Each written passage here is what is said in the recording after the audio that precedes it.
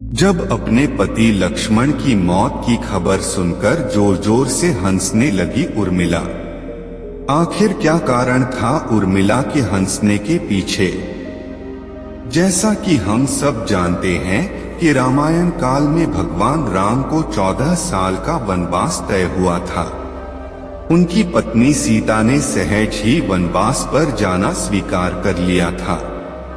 वही बचपन से श्री राम की सेवा करने वाले लक्ष्मण ने भी भगवान राम की सेवा के लिए वनवास पर जाने का तय किया और अपनी माता से अनुमति ली। तभी वह संकोच करते हुए अपनी पत्नी उर्मिला के कक्ष की ओर बढ़ ही रहे थे कि माता से तो मैंने आशीर्वाद ले लिया, लेकिन अब उर्मिला से क्या आज्ञा लूंगा? मैं कैसे उसे समझाऊंगा? उससे क्या कहूंगा? तभी वो उर्मिला के कक्ष में पहुंचे।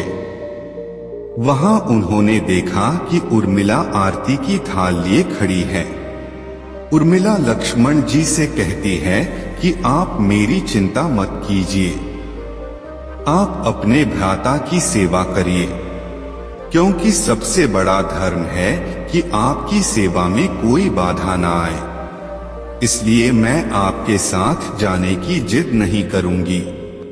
यह सुनकर लक्ष्मण जी प्रसन्न हुए, कहा कि तुमने तो मेरा सारा संकोच ही दूर कर दिया।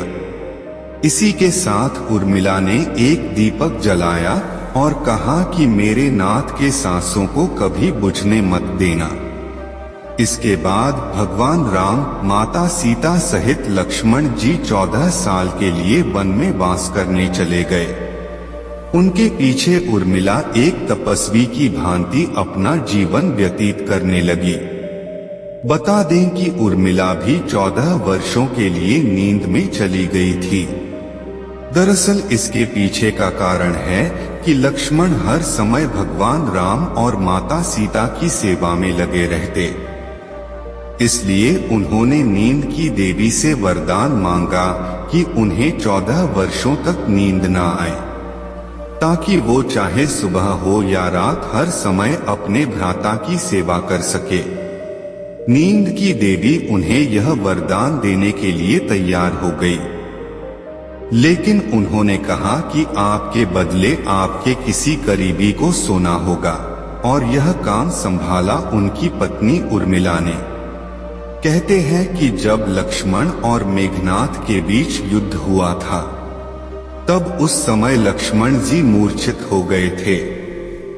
तब हनुमान जी उनके लिए संजीवनी बूटी लेने गए थे।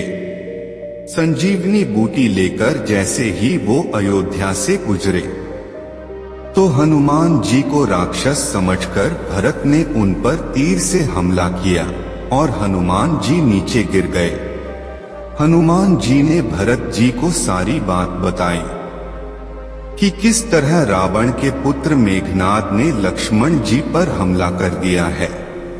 इसलिए वह उनके लिए संजीवनी बूटी लेकर जा रहे हैं। वही आपको बता दे कि जैसे ही लक्ष्मण जी मूर्छित हुए, वैसे ही उर्मिला जी भी अपनी नींद से उठ खड़ी हुई थी।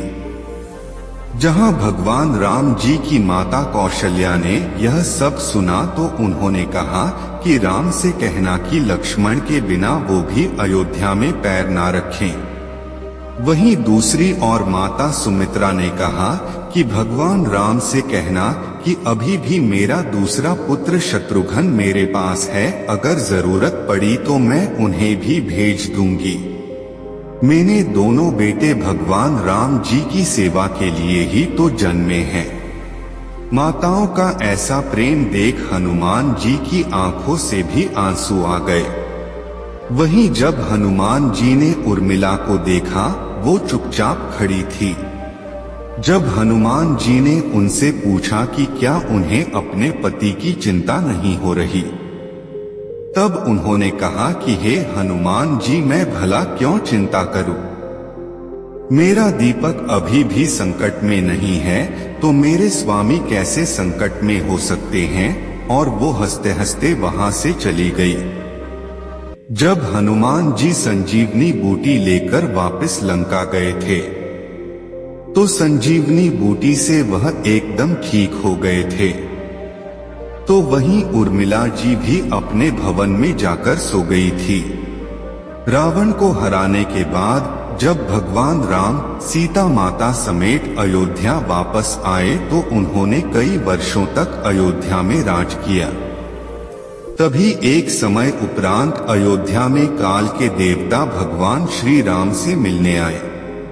उन्होंने भगवान राम से विनती की कि हमें किसी खाली स्थान वार्तालाप करना होगा और अगर इस वार्तालाप के बीच कोई आ जाए तो आपको उसके प्राण लेने होंगे।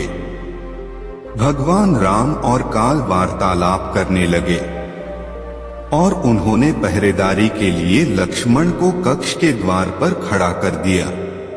तभी वहां पर दुर्वासा ऋषि भगवान से मिलने आए।